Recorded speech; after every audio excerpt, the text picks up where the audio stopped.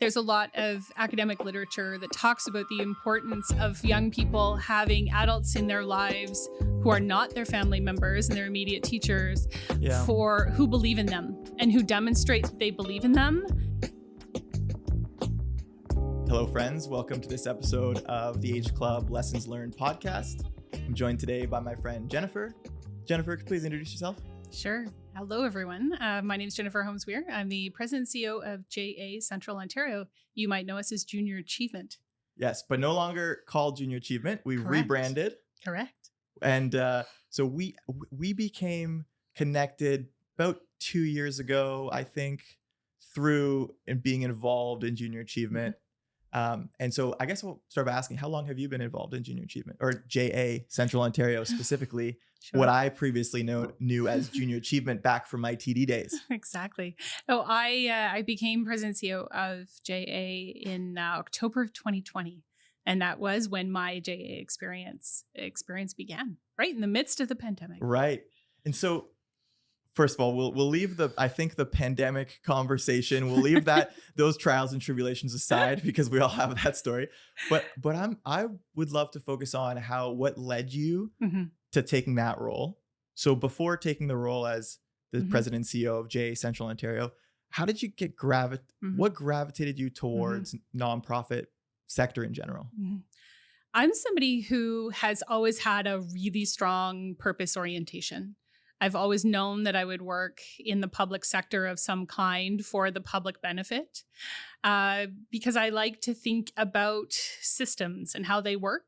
I like to think about communities and what makes them thrive, what makes them healthy, and what we can do as a society to make better outcomes for all. So for me, a path into the public sector, the broader public sector charitable side of things was very clear for me as a goal from the get-go. I started my career, a brief stint working at Parliament Hill in Ottawa, and it provided me a really important grounding and understanding of how decisions get made, how power works, the negotiations inherent in how we move things forward.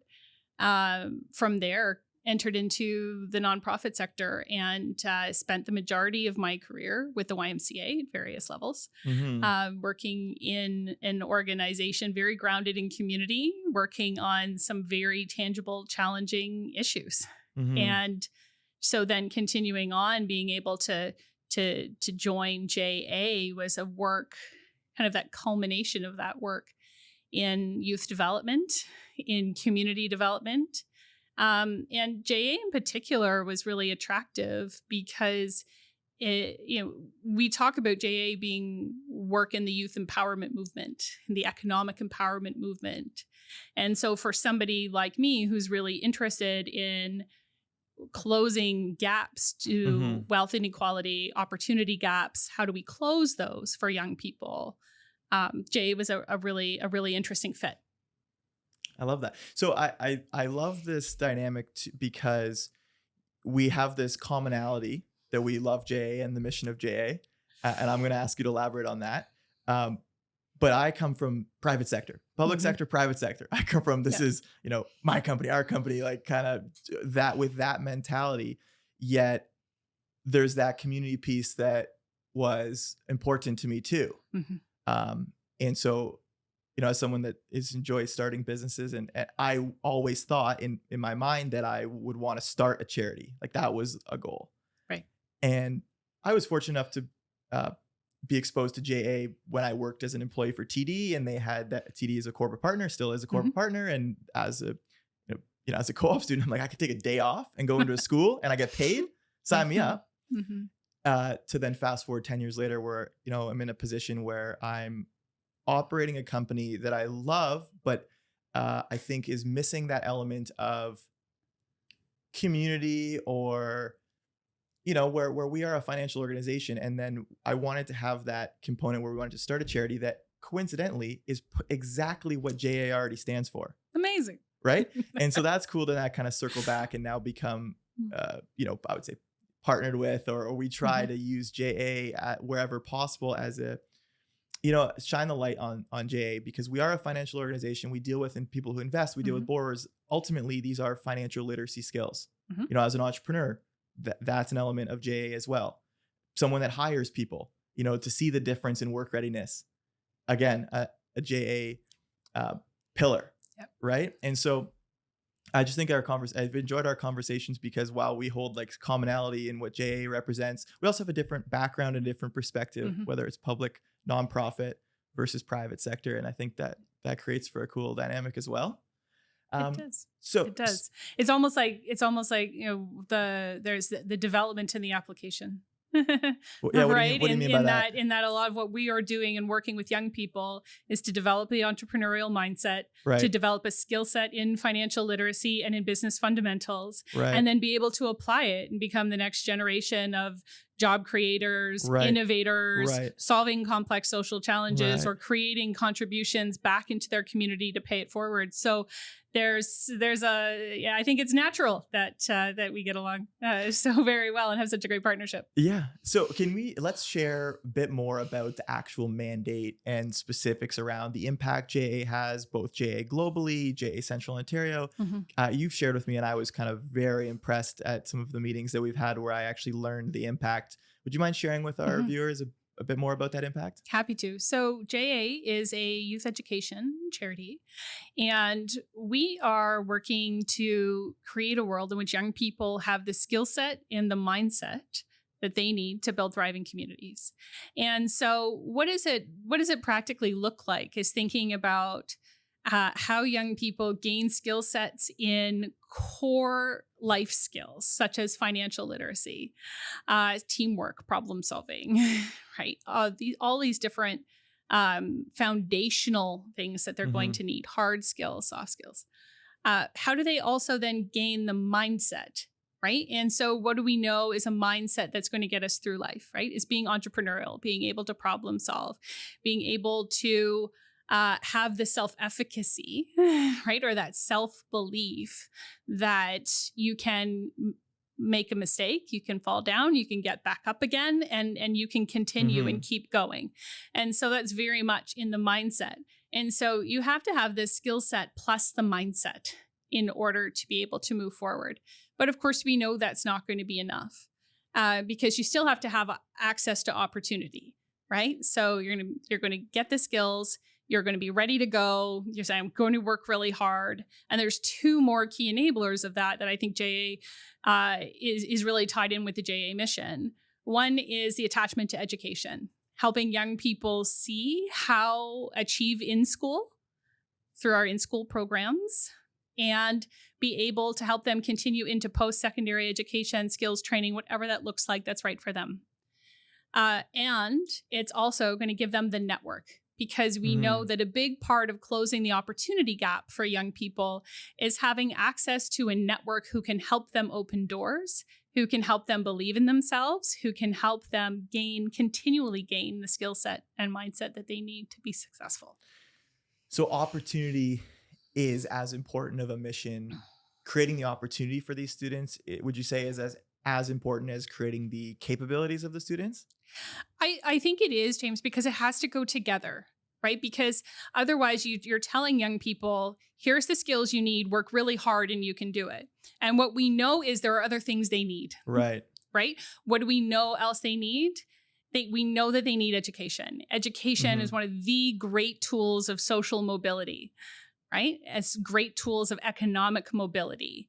And we also know with how young people get the opportunities that enable them to get that great next job, to get the scholarship, that allows them to go to university or college, or that enables them to meet the next person who will then be able to open that door. That network is incredibly important. Thinking through my own experience, that's been one of the things that I have really paid attention to in the development of my own career, right? My parents came to Canada, and so we didn't have a big network here. Right. So how do you build it, right? How do you build it so that way you can gain those opportunities that people who have deeper roots, right? Who have deeper roots across different economic classes, different social classes are able to access.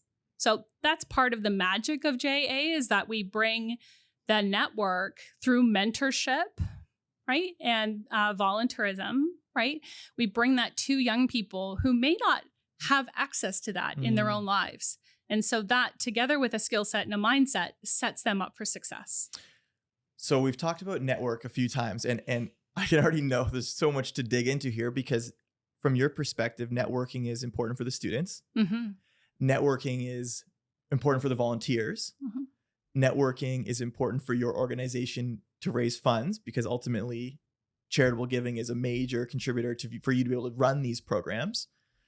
I don't even know where to start. Let's talk about the importance of networking has to you in running your organization. What does networking mean to you when you think of using networking or networking to deliver the goals of your organization? I think it's a really interesting question. I think it's a connection of there's networking and then there's networking that is within a mentorship framework, right? So meeting people is one thing, right? And exchanging information, starting to get to know one another, really important. In the context of JA, right?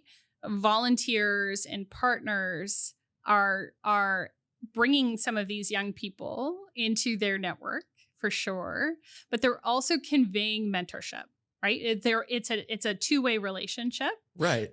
They're sharing wisdom. They're learning from one another. It benefits the volunteer and the mentor, and it benefits the young person. And so there's a real reciprocity within the idea of network within JA. Yeah, I think often people think of a mentee-mentor relationship as a one-way transfer of knowledge, right? But it is so true that it's a two-way thing. So thinking about ways volunteers can get involved and benefit from that, both giving the wisdom that they have and the experience they have with the next generation, but also what they stand to gain back. What are the ways practically that volunteers can get involved with JA? Absolutely. So we have an incredible need for volunteers to help deliver our programs. So we have volunteers who contribute their skills and expertise in some of our educational streams. So perhaps they are finance experts and financial literacy experts. Perhaps they're entrepreneurs. And so they're able on a skills basis to facilitate programs in schools with students and as well to participate after school or in some of our program events. We have some volunteers who come to some of our big high school events that are like a field trip for students for the day where they learn about careers and they're able to share what their career pathways have been like and help young people think about their next steps. And they can do that through some mentoring sessions there. And then there's opportunities for those who really want to get involved and really experience that magic of engagement in participating in our after school program, which is company program, which is 18 weeks long. And the students and the volunteer mentors truly are both transformed by the process. So there's different levels of commitment. Absolutely. I think that's one of the things that I've enjoyed the most about feeling like an affiliate or a partner of JA is that just where I'm at in my life with the business, with my family, starting a family, I love it, but I practically felt like I can give 5% of my whole to this. And that fulfills something that fulfills something that I want and I care about. And so, what I've enjoyed is that my goal of supporting JA or being involved in JA was to pick one day a year where I was going to go into a classroom, and I did it with my wife this year, and that was a unique experience of its own, but then bring friends into that for that commitment of one day a year where we're going to go into a classroom, deliver the material that JA has so wonderfully prepared, spend the 2 hours prepping and then really just go in and put our own unique stamp on it, but deliver the material that's there. So first year we did one session, then we did 3, then 5. And last year had 28 volunteers who were able to go relatively over the same day and make that impact. but it's a reasonable commitment that we can fulfill, because I'm asking my friends. So I'm asking you, my friends, to consider giving that one day a year where you can join forces with, Jennifer and her team and my team, or the team of volunteers that we've assembled, to kind of break the ice that way. And if you find out you like it, which you will, maybe sign up again next year and keep it at the one day a year, or to your comment, Jennifer, join something a bit more involved, which is could be that company program where you're on a team of volunteers. No longer are you presenting to students that have to sit there because it's school day, but now you're working with students that want to be there because they've elected to go after school. And then for those, in the network with their own experience on the entrepreneurial side, building businesses, running businesses, this is your opportunity to pass what you've learned in that journey with students to make them believe this is a possible career path for themselves, that they could be entrepreneurs too. I think that's super, when you break it down into the size of the commitment, that makes it more possible. Maybe you could share one of your stories that might help resonate with those listening, like about what you've got, like what has been fulfilling, or any story you wish to share about your experience with JA. For sure. I think, one thing that you're talking about, right, is the power of rippling, right? So you meet, JA provides an opportunity to help meet people where they're at, whether you're meeting young people where they're at and bringing them along, right? Or providing opportunities for people to volunteer in ways that work for them that then help connect them in with the experience, and they might decide they want to do more and create more ripples and invite more friends, which creates more ripples and helps to really provide change for young people. Can I piggyback on that? Sure. Because speaking of the unexpected ripple effect, we recently you hosted the sort of that night where these students who had built their company programs got to present. And I was lucky enough to be on a panel where we were judging the presenters. Unbeknownst to me, sitting beside me for the entire evening was a gentleman who I had not met, who had successfully started multiple companies, sold them. I had no idea who I was sitting beside. Only after we got chatting and I learned about the companies he had started, of which I, own the products in my own home, and that's kind of unique. Yeah. But that ripple didn't end there. He then 2 days later emailed me saying, "Hey, thanks for sharing a bit about what you do. Here's another business I'm affiliated with or involved in that I think you should speak to this founder." And that had a conversation with that person, who then I connected to another founder that I know. And so that ripple effect, hopefully I left some positive feedback on the students there. Yeah. But if not, there was a ripple effect that happened amongst the volunteers and the network that propagated from there. Yeah, absolutely. So that's amazing. Sorry, and to your question, it's how that happens is part of what brings me a lot of joy, right? As a leader. And so I think about, these opportunities that have come together. There was one particular event. It was our first big event after the pandemic, which I know we're not talking about, but it was the first time that young people were able to be in a big event room with adults again, right? With our volunteers. And we were able to bring some of that magic together. And what stuck with me and helps power me through why I do this work is for that excitement, right? For the pop feeling of the volunteers getting really excited to meet these young people, and the young people getting to learn from them and to meet each other. And it was a really tangible way of rebuilding a community. Totally. That then people then take with them. And so to your example, then create more ripples of more people who value that kind of engagement and that kind of intergenerational support and mentorship and an opportunity. Yeah, I've recently learned how important it is to have friends. You said generationally. I just think of how cool it is that I believe I have, because of whether they're clients or people I know from different interests, friends that are in their 20s. I'm in my 30s, 40s, 50s, 60s, 70s. So important. And I have what I honestly believe are friendships with people that are in their 70s. And it's so interesting, both from the different perspectives, the experience they have to offer. And realizing, that's something that students really appreciate. And even just to bring it back to the classroom, to hear from somebody that's not your teacher is probably so refreshing. Yeah. I'll share. I know I've shared this story with you, but I'll share it with our listeners.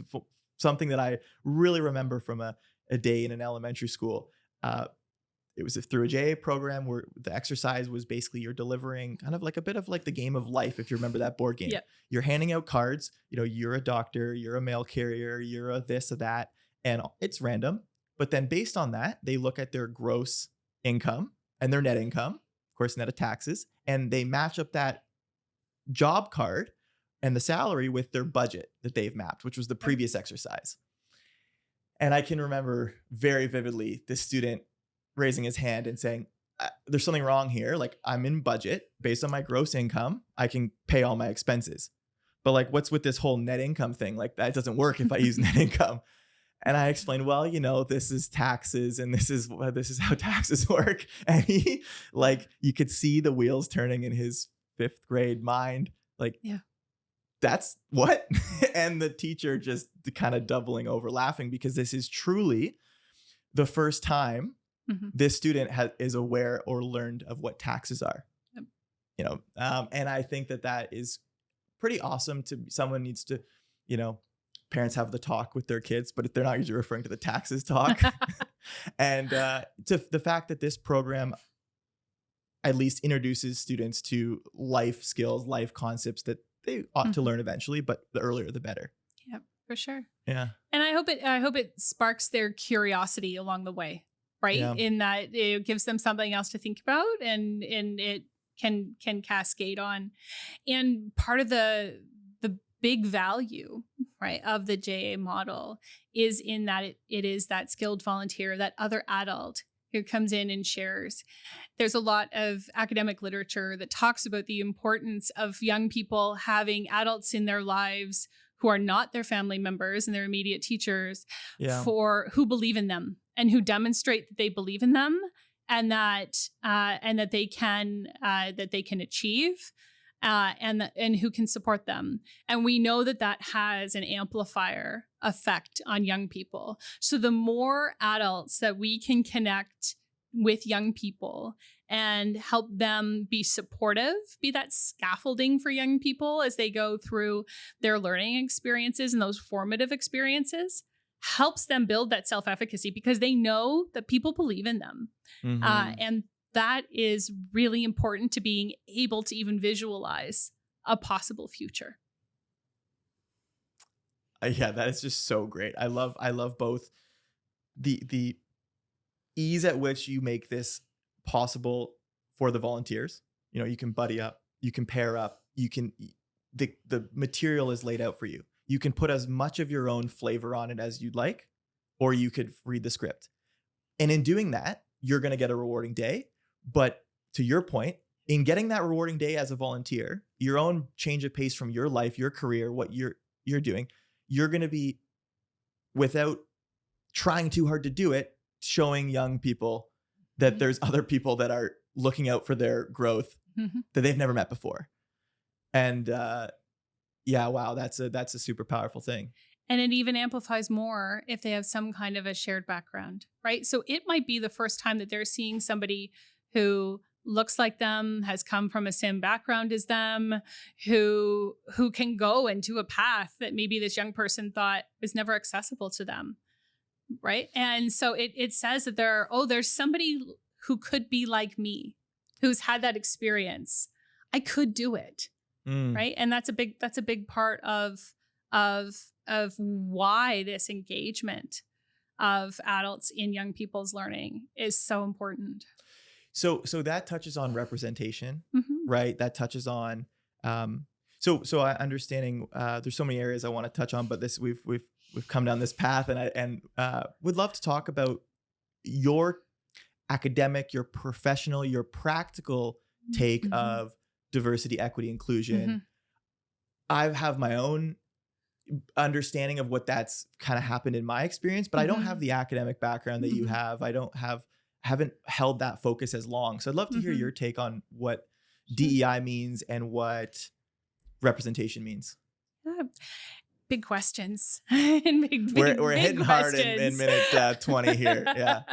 But I appreciate that you asked them, and at its core, it's about how I believe, right? At its core is how do we get them enable people to be able to be at their best, and then how does them being at their best help us as a community, as a society, be able to have a shared prosperity, right? So, you from as a leader, certainly, having a diversity, equity, and inclusion lens is part of my value system. It's part of my approach. I believe that everyone should have an equity of opportunity. And how do we close those gaps within systems that enable inequities to occur? So I'm going to think about who is at table, how are they at a table, how is a table different? Does the table even exist? Right? Because in order for them to be there and how they're part of it, because what comes out of how you set up institutions and organizations enables those people to be at their very best, and it's to all of our benefit. And we were talking a little bit before we got in here today around how does that manifest in organizations. Yeah. And so intent is not enough, but intent is also one of the most important things. So how do you ground a value of other people, right? And the gifts and assets that other people have in your leadership approach, and know that what they can contribute will make you better. And then how do you set up with the tools and systems that you need to make it happen? Can you clarify that? How do you ground the people on your team? Can you help me understand what exactly you mean by that? It seems great, but I didn't quite follow. This is where my lack of academic experience Right. needs to be met with Yeah. So in terms of creating a value system for the people on your team. Yeah. Can you give me maybe an example, or try to explain that to me one more time? Sure. So I think it's how do I put this? How do you, if you start from a premise that everybody on your team or your outcome that you want to achieve as an organization inherently has a value, right? And that it's your job as a leader to unlock that value, right? And so how you unlock that value and how you enable that value, right, is in how you set people up for success, how you create opportunities for them to belong, so they feel as though they can contribute all that they have. So you start from a premise that everybody has value, everybody has gifts, and how do I, as a leader, set up our environment, set up our systems, set up our culture so that can actually be realized. So when we were chatting about this off camera, and we were talking about this topic, and I admitted some strong beliefs that diversity has been an amazing benefit to our organization, but all of it, diversity and representation. But then I also suggest that I'm still skeptical to a formal program for it. Something that was super helpful that you clarified was if you focus on a checklist, which is kind of the way that admittedly I've thought of DEI programs, as we need to check these boxes, that will not give the outcome. So what is it about a checklist that hits close to the mark, but what is it about a checklist that falls short for delivering the intended outcome? Right. So if you have, and it's a really great question. How do I put it? So when we think about diversity, right? A group is diverse, right? But we tend to think about it as individuals. An individual is diverse, right? But the group is what is diverse, right? And so you can have multiple dimensions of diversity that you bring to it, right? So you can look at yourself and you can say, my background is this, my education is that, my belief is this, I go through the world in this way. And those all form who I am, right? And so you want folks who have different stories of who they are that then come together and create a diverse team, for example, right? But if you haven't set up the organization to get the most out of them, they're going to get frustrated and you're going to have the same results. You're not going to get to the intended outcome that you're looking for. So I know I'm probably not being the most articulate that I can at the moment, but what it is, it's such a nuanced topic. Is that to have a checklist and say, okay, I have to do 4 of this, 3 of that, 2 of those things, this thing on Tuesdays. But then you don't say, how is my organizational culture? How we make decisions, what we value, how is that set up to make that matter? Right. And so if you set the table the way it's always been set, but you just put different people there, but the rules at the table are the same as they've always been, how are we expecting a different outcome? Very interesting. Right. So you have to think about it as what do I need to have in place technically, very practically, and then also culturally, what else from a systems perspective, what do I need to change or alter in order to get a different outcome? Because otherwise you get to see a revolving door, right? You get organizations that say that they want diverse teams and they want an inclusive culture, but they don't actually change anything about the organization. Yeah. And so those people who come in on that promise then leave. Yeah. Right. And you don't get to the outcomes and the fulfilling the business promise of diversity and inclusion that you're looking for. I think the most challenging part of this, I'll call it a problem or societal challenge, is that everyone only has one perspective on it. So it's very hard for me to have anything but my own perspective. And when I extrapolate that over to, like, let's say the journey of Hosper, we've had this experience where it was just very coincidental or fortunate. Maybe it was because we were open-minded to a diverse team, but it wasn't something that was overt where we're saying, okay, we're 7 people, all men, we need to hire a woman. And I can actually remember when we were 7 people, all men that mostly looked like me because they were referrals of my friends or they came from St. Catharines or Toronto. And my mom, in the backyard, I can remember, James, you oughta, there's a lot of studies that say that if you bring women into your workforce, they'll have all these benefits. And I'm like, listen, Mom, I got this. Yeah. But man, how right she was. Right. Because fast forward to where now we have representation ethnically, we have representation from, gender orientation, all of that, which wasn't intentional, but it happened, and to see the benefit of a diverse organization. But here's my next question that I'm not sure about. Is it, maybe you can, from experience or academically, so if I have a client, let's say, that is of a particular background, is it appropriate or not appropriate to then pair them with a sales representative who shares the same background? Yeah, that's a really great question. I think there's a lot of there's some literature that can help you make that decision. There's some tools that can help you do that. But I think what I start with is to say,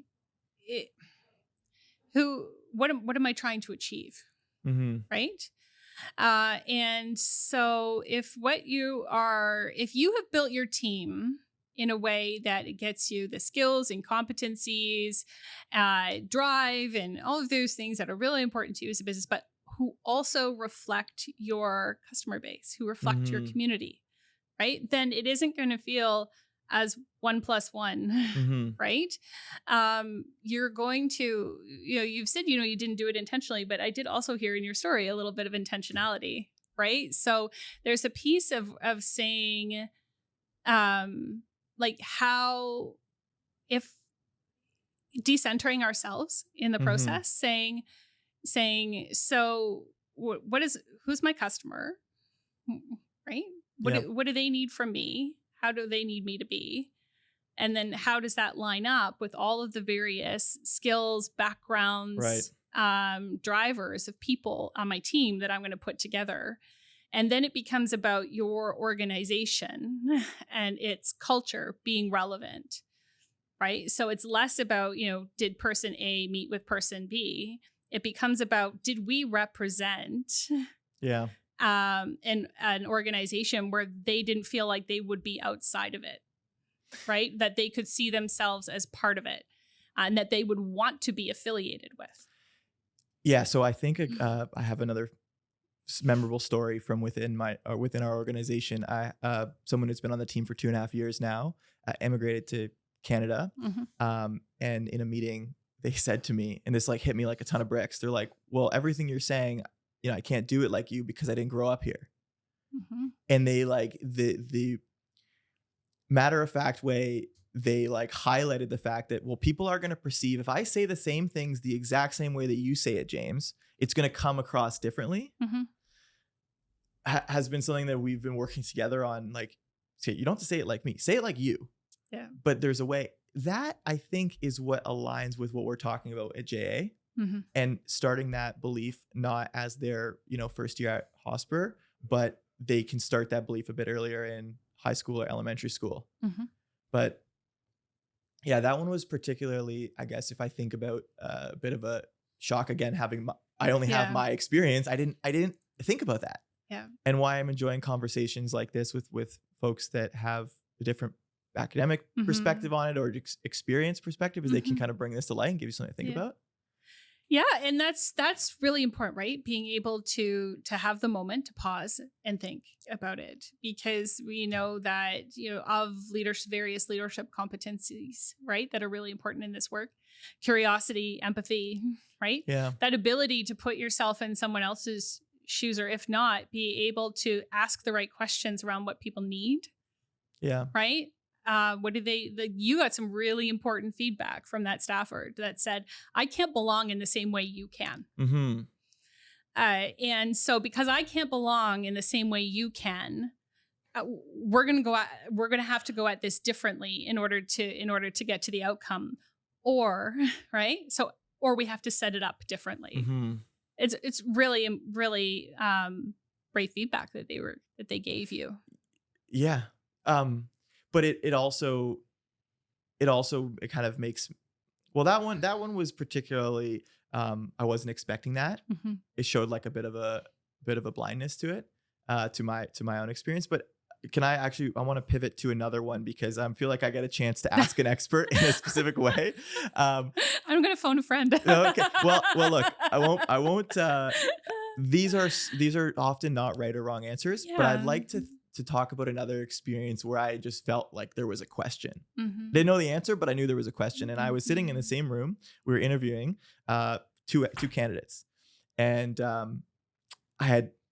my mom's lesson had started to sink in, and I realized that the women on our team were making a very unique impact and creating a different perspective that our team of 7 dudes didn't have. Mm-hmm. And so now I'm sitting and I'm like, well, there's these 2 candidates. One's a woman, or identifies as a woman. And do I hire that person? Now I'm actually hiring on a basis of gender. Then I'm like trying to reconcile, well, I believe representation is important, but then how do if I then am translating that into a hiring decision? Do you understand where I got stuck there? Like I'm like now looking at the person for the person, not for what they've demonstrated as their abilities.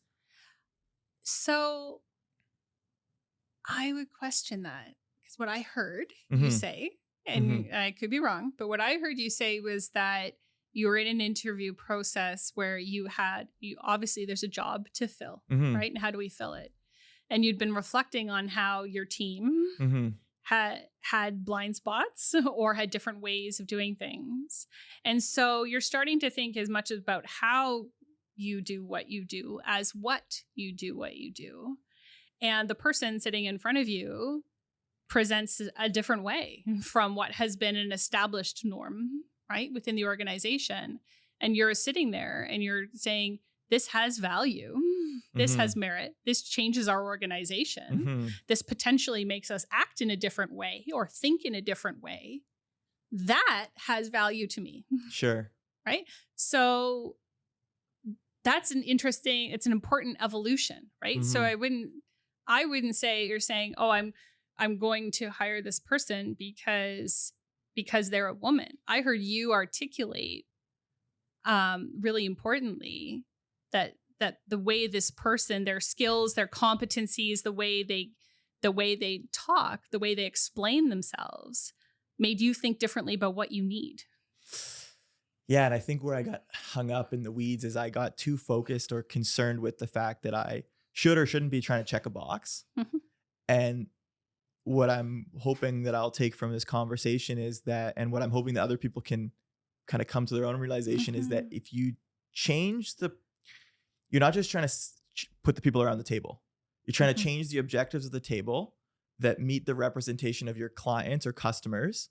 And then you want similar representation at that table to be able to reach the widest audience. Is that a summary, or did I miss something a little bit? I think you're really close. There's a really great author. Her name is Lily Zhang, and she has a book called Deconstructing DEI, and then she has a practitioner's guide called Reconstructing DEI.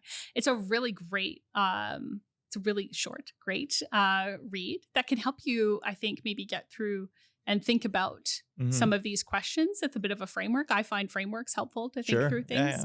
But yeah, I think it becomes about, what do we want to achieve? How do we want to do it? And understanding that how you do it is as important and sometimes more important than the what. Okay, very cool. Yeah, so much to chew on there. This is just a topic that, you have a 17-person organization. We have a 25-person organization. It's grown to be the point where culture is so critical to everything we do. And this is obviously a very important aspect of culture. But I think there's so many other topics I want to cover, and another very interesting one that I think you can lend some of your experience was your decision to go back and pursue a master's. So what led you to that decision? What was that experience like? Please share. Absolutely. Yeah. Yes. No. In from 2020 to 2022. I did go back to school. I went to York University and I did a master's degree in public policy, public administration, and law. And it was primarily a bucket list thing for me. Okay. Right. Within my family, it was made really clear, right? The power of education as a way to create opportunity and mobility. Right. And so it was value. There was a lot of value in education, in obtaining education.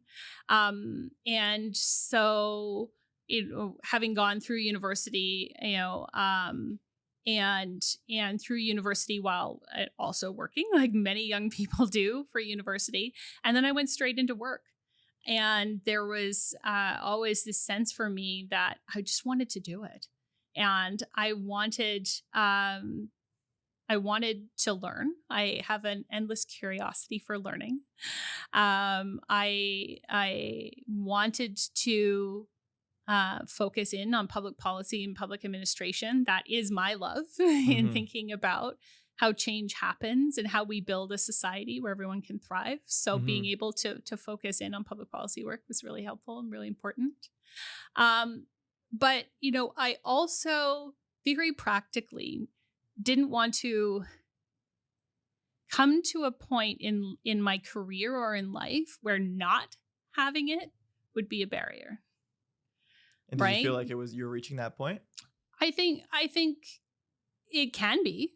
I think it can be, certainly, in not having it, I mean, yes, there's the credential, but it's also that advanced way of thinking. I am certainly advocate for the arts and the humanities, and how they help us process information, think in complexity, think about systems and how they work, our place within them. That kind of ability to do that is really important in your leadership toolkit.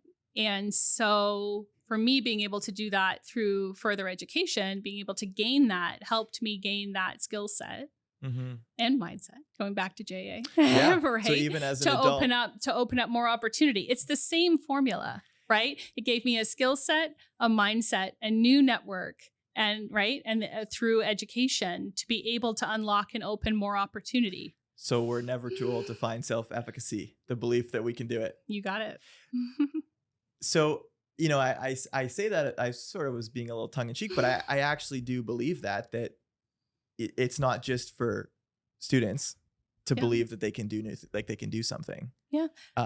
What do you are you ever asked by some of the younger employees that you have or some of the students, if they ask you, should I keep pursuing education? Is that always a yes? Or how do you answer that question? I tell folks that they should always pursue learning. Okay. For some people, formal education is what works best for them. Okay. Right? For others, that isn't the best environment for how learning happens for them. Right? So I want them to be curious, to be open to new experiences, to learn from others, to read, right? To engage with society, to engage with issues, right? And not live in an isolation, right? I very much go through the world through a citizen framework. And so absolutely, I consume things along the way, but I'm thinking about my role in this life as being as being a citizen of a community. Right. And that's part of a society that has a promise to each other. And so as I think about, for some people, education is going to be formal education is best for them. And there is no doubt that education opens the door to opportunity and unlocks the door to opportunity. And it's really important to have. But a lifelong learning commitment, a curiosity, and thinking about how you go through the world, I think is as important. Well, that gave me a very interesting feeling of what education was for myself. So I did, the formal university undergrad experience at Laurier. But that, as I think back on it, my approach was not the traditional go to lectures and, listen to a professor. My approach was do different things through the day, the things I was involved in, and then get to know the janitors and the caretaking staff, and then get access to the boardrooms at nighttime and study and teach myself the entire curriculum that way, which I think fundamentally that helped shape who I am. And while I'm certain I lost different things that could have been offered by that professorial mentor relationship, I learned how to figure things out myself. And so not having a boss as an entrepreneur, you kind of got to just figure it out. So I was not an academic superstar in high school. Like, I did fine enough to get into university, but it was in university where I felt that self-efficacy that we're talking about with JA, that I can do this. As long as I have the textbook and all the answers are in there somewhere, I can figure out how to find them, which I think created my belief, which helped create a belief that, we can start businesses and we can figure it out, and we'll need to phone a friend, or we'll need to call. We're going to need a network. You need a network, both formally, lawyers and accountants and professional advisors. But the thing that I love the most about my job is that my job has been to build a network of 500, 600 of our clients, of investors who all offer their unique experience from the businesses they've built. And when you're selling to somebody who's your mentor and you're getting their business, but you're getting value dumped on you because they're giving you advice along the way. I've said this, like, more than half of all the good ideas that have happened at Hosper were suggestions from our clients. And I'm sure you've got that from volunteers. And absolutely. So I just think that's interesting. And I think that I think if I were to try to sum it all up, why I've enjoyed this conversation around representation, around all of these topics, is because we each have our own experiences, Mm-hmm. and it's hard to go out of body and think of somebody else's experience, somebody who emigrated to Canada, or someone who doesn't have the access to education that I just took for granted. Mm-hmm. As someone with a father as a teacher and a mother as a nurse, I just assumed my entire life that I would go to university. Right. And it's important to remember that not everyone has that. You got it. And so that, if we will tie it all back to what we love and what we get to partake in, is sharing that belief with the students and and being part of an organization that can pay that forward to the next generation. Mm-hmm. We'll do that together. Love it. Thanks so much, Jennifer. Yeah. Thanks for your time, and thanks for the partnership. Awesome. Okay.